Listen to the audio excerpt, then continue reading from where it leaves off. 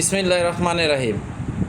আমি আজকে কথা বলবো যে চকবাজারের ইফতার বাজারের এক স্ক্যাম নিয়ে। আমাদের কিছু যারা সন্তান আছে ইউটিউবার, ফুড ব্লগার, অ্যাকচুয়ালি এটা হলো ফ্রড ব্লগার।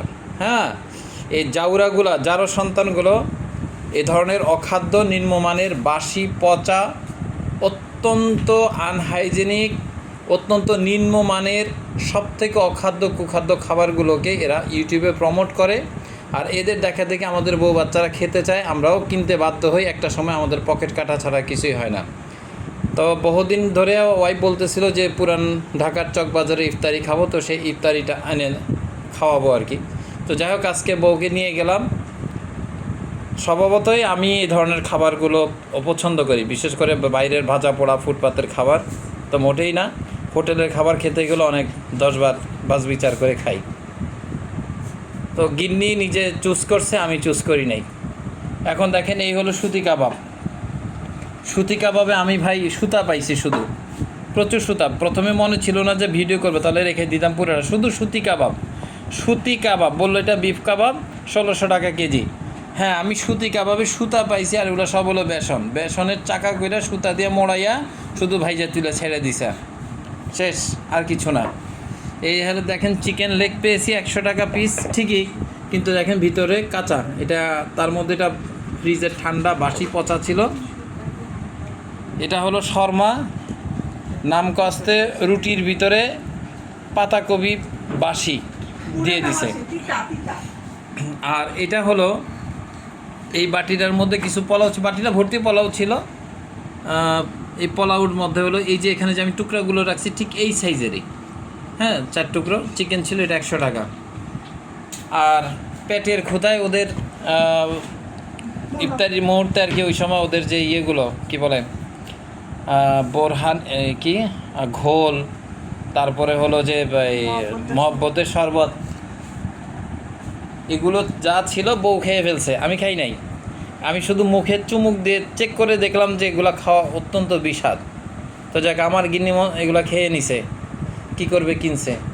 ঘোল অত্তিতা বিস্বাদ, মহব্বতের শরবত হলো তরমুজ আর রুয়াবজার শরবত, এগুলো অ্যাকচুয়ালি কোনোটা আর ছিল পেস্তার শরবত। এগুলো সব হলো নিম্নমানের অখাদ্য, এগুলো কোনো সুস্বাদু খাবার না।